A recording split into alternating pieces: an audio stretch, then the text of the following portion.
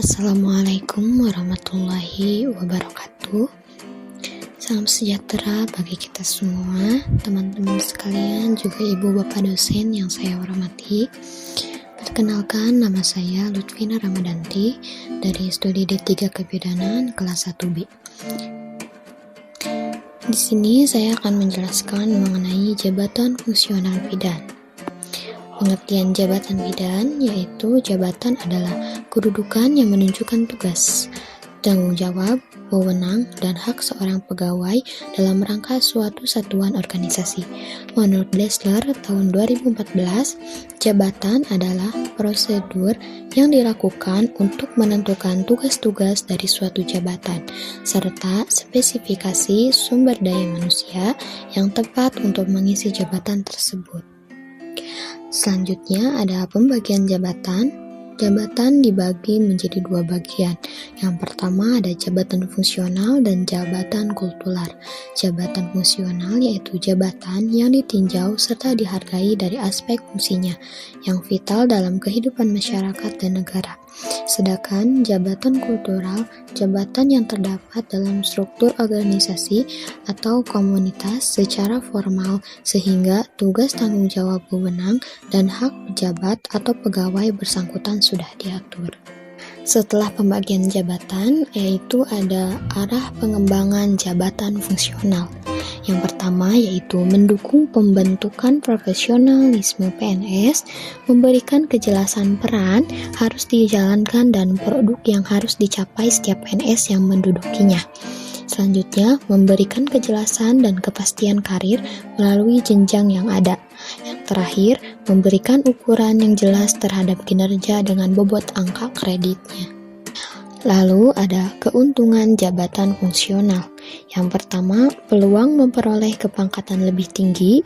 Yang kedua, peluang memperoleh kenaikan jabatan lebih cepat. Yang ketiga, peluang untuk meningkatkan profesionalisme lebih luas. Yang keempat, peluang untuk mengembangkan gagasan atau ide kreatif lebih luas. Yang kelima, peluang dapat bekerja lebih mandiri. Yang keenam, terbuka untuk beralih ke jenjang struktural apabila memungkinkan. Dan yang terakhir ada yaitu peluang untuk diperpanjang BUP-nya. Jabatan fungsional itu sendiri dibagi menjadi dua bagian. Yang pertama ada bidan terampil dan yang kedua ada bidan ahli. Bidan terampil yaitu diantaranya bidan pelaksana pemula, bidan pelaksana lanjutan, dan bidan penyelia. Sedangkan bidan ahli yaitu bidan pertama, bidan muda, dan bidan madya. Setelah itu saya akan menjelaskan mengenai aspek jabatan fungsional bidan. Jabatan fungsional bidan adalah kedudukan yang menunjukkan tugas, tanggung jawab, wewenang, dan hak seorang bidan dalam suatu satuan organisasi yang dalam pelaksanaan tugasnya didasarkan pada keahlian dan atau keterampilan tertentu serta bersifat mandiri. Jabatan fungsional bidan terdiri dari yang pertama bidan ahli dan yang kedua bidan terampil. Yang selanjutnya ada jenjang jabatan. Jenjang jabatan antara bidan terampil dan bidan ahli itu berbeda. Yang pertama ada jenjang jabatan bidan terampil dari yang terendah sampai dengan yang tertinggi, yaitu yang pertama bidan pelaksana pemula, yang kedua bidan pelaksana, dan yang ketiga bidan pelaksana lanjutan. Dan yang kedua yaitu jenjang jabatan bidan ahli dari yang terendah sampai yang tertinggi, yaitu pertama bidan pertama, yang kedua bidan muda, dan yang ketiga bidan madya. Dan yang membedakan antara bidan terampil dengan bidan ahli adalah dari ijazah yang mereka miliki. Bidan terampil adalah jabatan bagi bidan yang memiliki ijazah D3 kebidanan ke bawah, sedangkan bidan ahli adalah jabatan bagi bidan yang memiliki ijazah setara D4 atau S1 ke atas. Setelah jenjang jabatan, ada jenjang pangkat. Yang pertama, jenjang pangkat bidan terampil sesuai dengan jabatannya adalah pertama, bidan pelaksana pemula, yaitu memiliki fungsi sebagai pengatur muda golongan ruan tingkat 2A. Yang kedua yaitu bidan pelaksana. Bidan pelaksana memiliki fungsi yang pertama, pengatur ruang tingkat 1 golongan ruang 2B. Yang kedua, pengatur golongan ruang 2C. Yang ketiga, pengatur tingkat 1 golongan ruang 2D. Yang ketiga, ada bidan pelaksana lanjutan. Bidan pelaksana lanjutan memiliki fungsi yang pertama, penata muda golongan ruang 3A. Dan yang kedua, penata muda tingkat 1 golongan ruang 3B. Yang keempat yaitu ada bidan penyelia. Bidan tingkat penyelia memiliki fungsi yang pertama, penata golongan ruang 3C, dan yang kedua, penata tingkat 1 golongan ruang 3D. Setelah jenjang pangkat bidan terampil, ada pula jenjang pangkat bidan ahli sesuai dengan jabatannya adalah yang pertama, yaitu ada bidan pertama yang memiliki fungsi yang pertama penata muda golongan ruang 3A dan yang kedua penata muda tingkat 1 golongan ruang 3B. Yang kedua ada bidan muda. Bidan muda memiliki fungsi yang pertama, penata golongan ruang 3C, dan yang ketiga, penata tingkat 1 golongan ruang 2D. Yang ketiga, ada bidan madya. Bidan madya memiliki fungsi yang pertama, pembina golongan ruang 4A. Yang kedua, pembina tingkat 1 golongan ruang 4B. Yang ketiga, pembina utama muda golongan ruang 4C. Selanjutnya yaitu ada dasar hukum tentang jabatan fungsional bidan. Yang pertama ada definisi pelayanan. Menurut KBBI, diartikan dengan membantu melayani apa yang dibutuhkan oleh seseorang. Apabila dikaitkan dengan masalah kesehatan, diartikan pelayanan yang diterima oleh seseorang dalam hubungannya dengan pencegahan, diagnosis, dan pengobatan suatu gangguan kesehatan tertentu. Setelah definisi yaitu ada latar belakang sistem legislasi tenaga bidan Indonesia. Yang pertama itu ada Undang-Undang Dasar tahun 1945. Amanat dan pesan mendasar dari Undang-Undang Dasar 1945 adalah upaya pembangunan nasional, yaitu pembangunan di segala bidang guna kepentingan, keselamatan, kebahagiaan, dan kesejahteraan seluruh rakyat Indonesia secara terarah, terpadu, dan berkesinambungan. Tujuan dari pembangunan kesehatan adalah meningkatkan kesadaran, kemauan, dan kemampuan hidup sehat bagi setiap warga negara Indonesia melalui upaya promotif, preventif, kuratif, dan rehabilitatif sebagai upaya peningkatan sumber daya manusia yang berkualitas. Selain daripada UUD 1945, ada pula bidan erat hubungannya dengan penyiapan sumber daya manusia sepanjang siklus kehidupan wanita.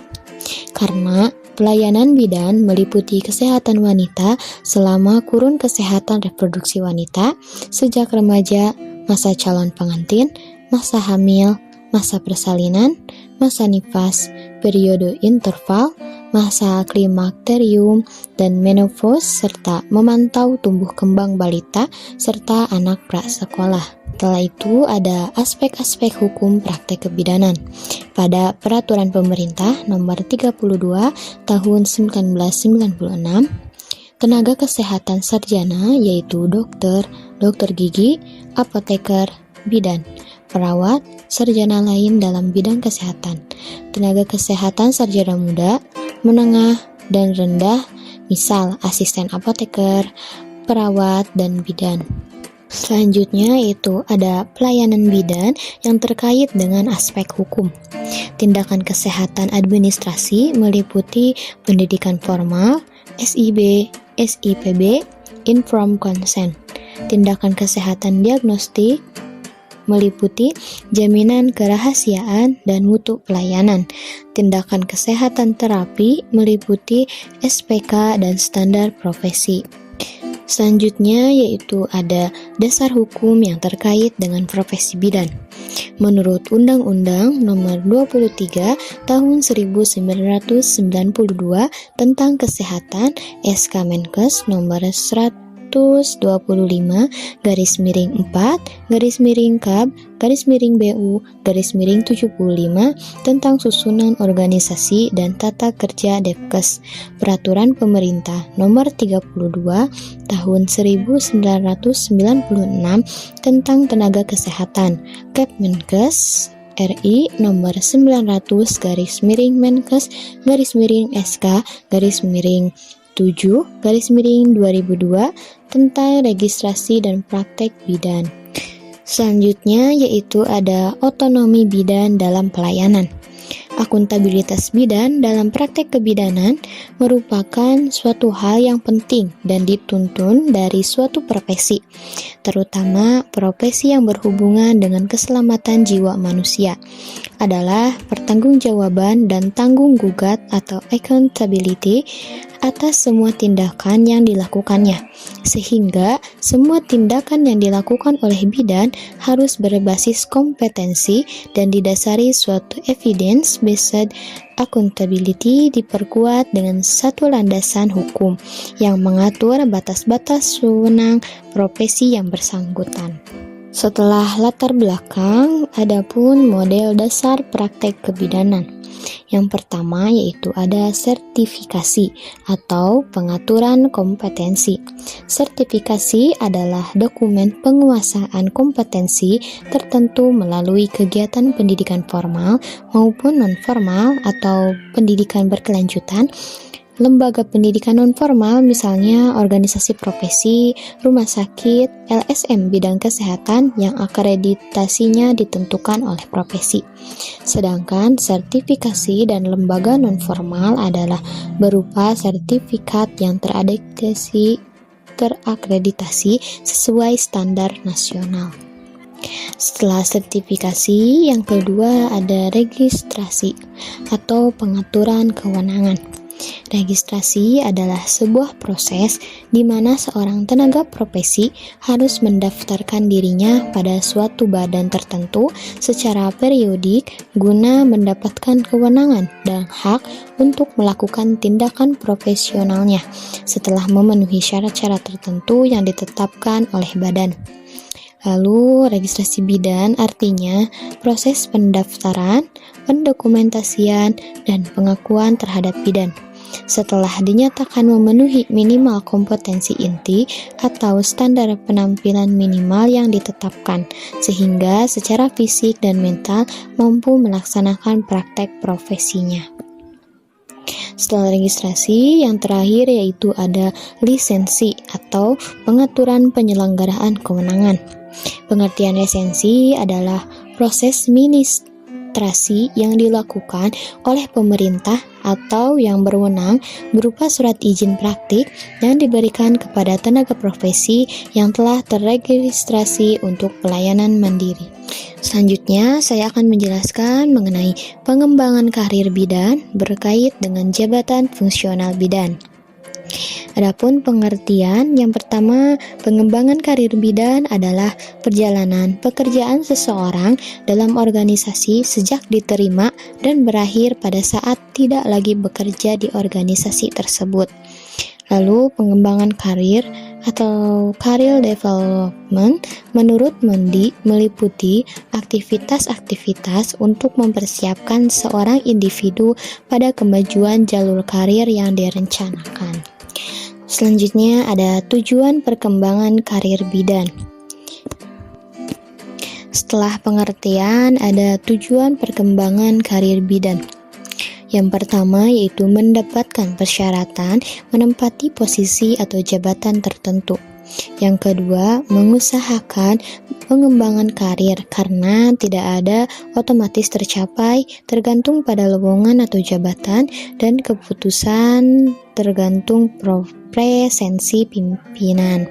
Yang selanjutnya yaitu ada peraturan, ketentuan, dan cara pengembangan karir terdapat pada Permendeg Pendayagunaan Aparatur Negara Nomor 1/M.PAN/1/2008. Lalu ada prinsip pengembangan karir bidan.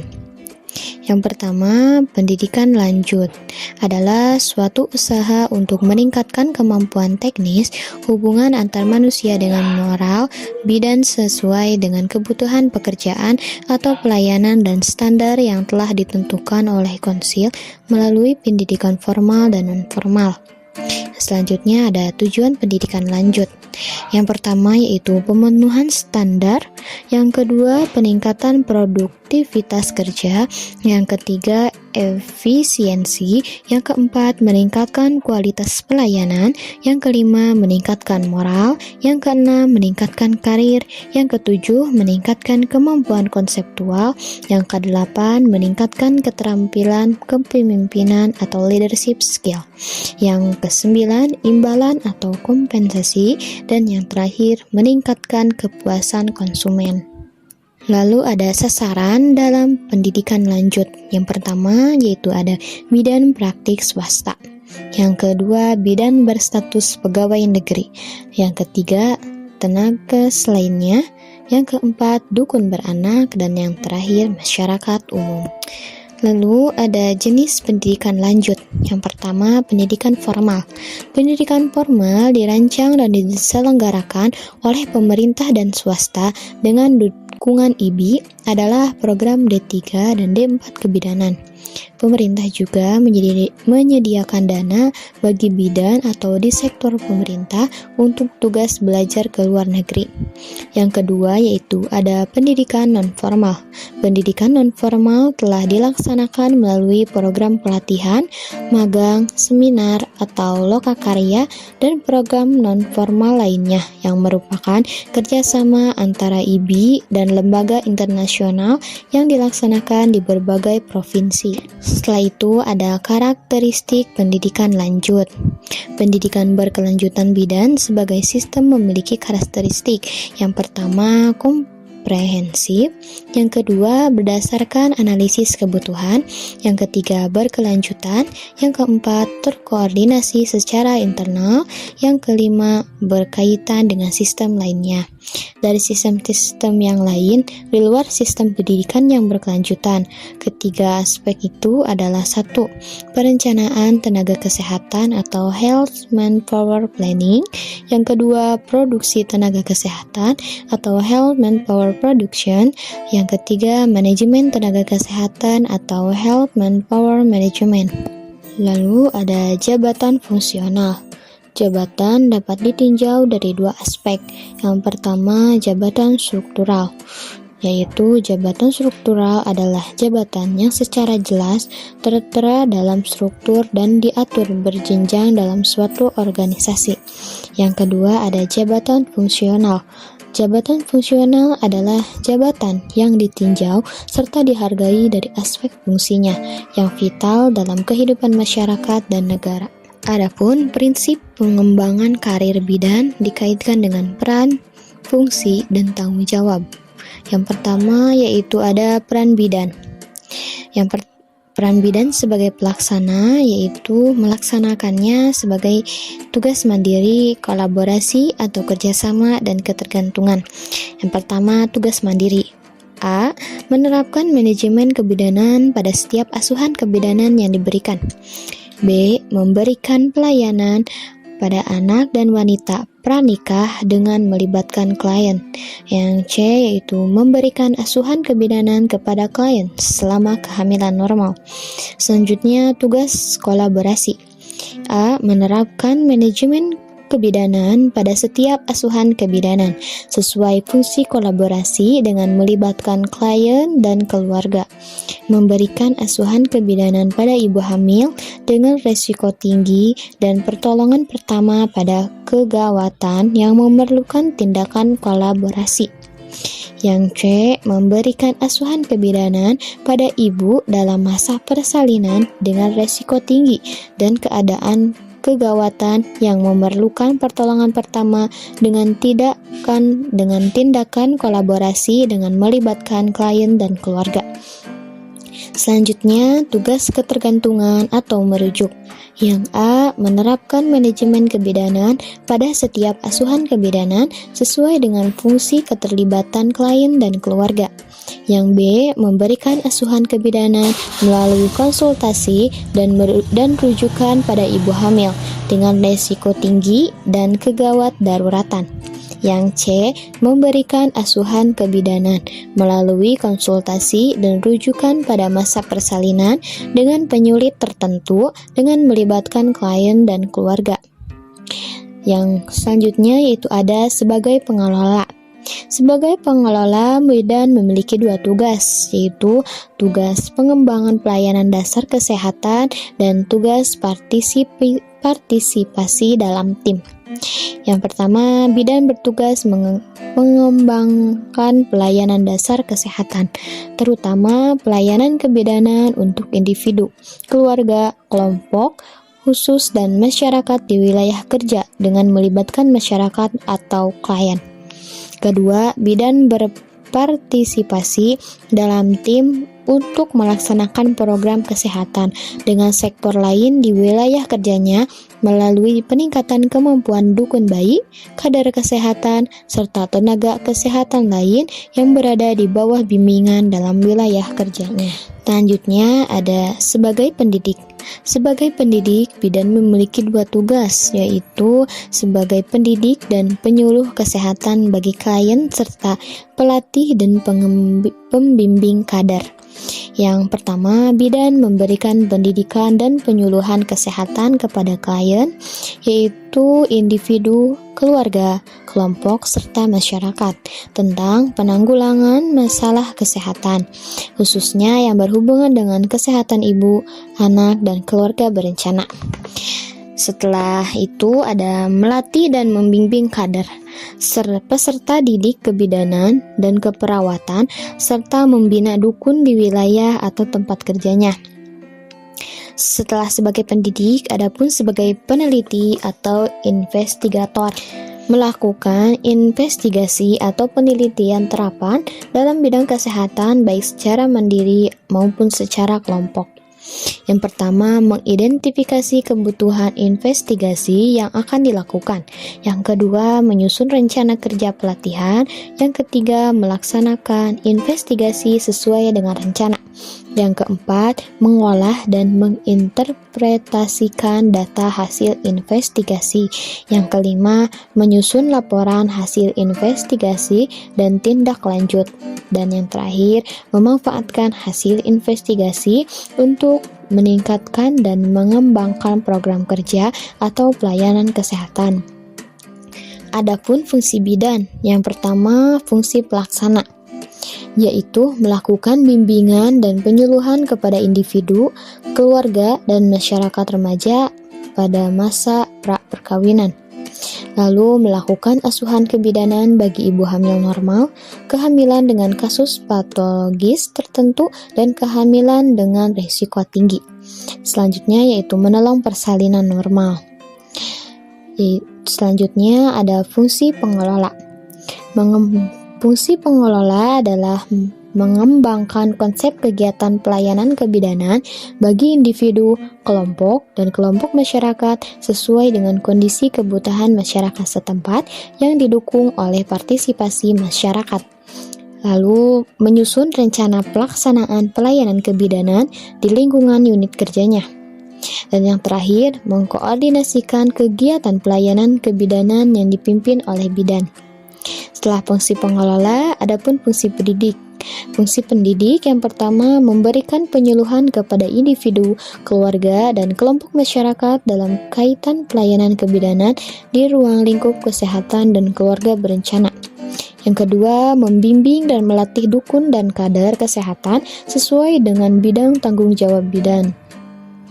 Yang ketiga, mendidik peserta didik bidan sesuai dengan keahliannya. Fungsi bidan yang terakhir yaitu fungsi peneliti. Tugasnya yaitu yang pertama melakukan evaluasi, pengkajian, survei, dan penelitian yang dilakukan sendiri atau bersama di dalam suatu kelompok dalam ruang lingkup pelayanan kebidanan, dan yang terakhir, melakukan penelitian kesehatan, keluarga, dan keluarga berencana. Adapun tanggung jawab bidan, sebagai tenaga profesional, bidan pasti memiliki tanggung jawab dalam melaksanakan tugasnya. Yang pertama yaitu ada tanggung jawab bidan terhadap perundang-undangan, yang kedua terhadap pengembangan kompetensi, yang ketiga terhadap penyimpangan catatan kebidanan, yang keempat terhadap keluarga yang dilayani, yang kelima terhadap profesi, dan yang terakhir terhadap masyarakat. Alhamdulillah, penjelasan mengenai jabatan fungsional bidan telah selesai. Saya harap teman-teman semua dapat memahami terkait materi yang saya jelaskan. Kurang lebihnya mohon dimaafkan. Wabillahi taufiq wal hidayah. Wassalamualaikum warahmatullahi wabarakatuh.